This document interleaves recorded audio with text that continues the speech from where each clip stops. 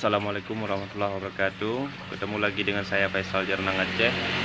Hari ini saya akan membahas mengenai bibit anggur.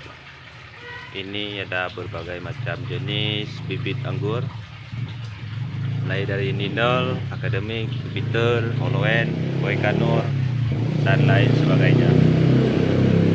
Ini adalah bibit anggur impor.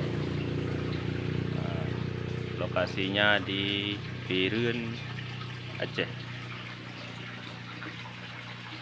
Namun sebelum kita melanjut nonton video ini, jangan lupa subscribe, like, dan share.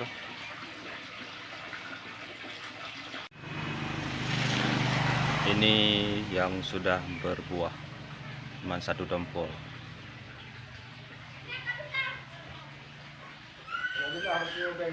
Lanjutlah.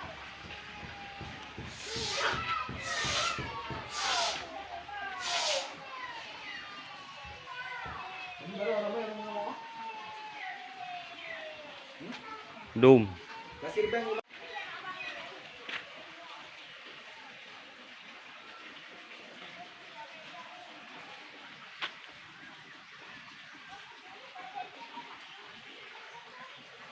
Ini anggur yang ditanam dalam pot.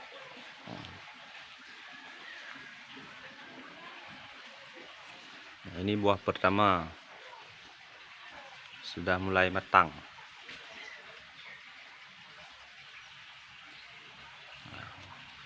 Kalau yang ingin memesan bibit, silahkan hubungi kontak person di bawah ini.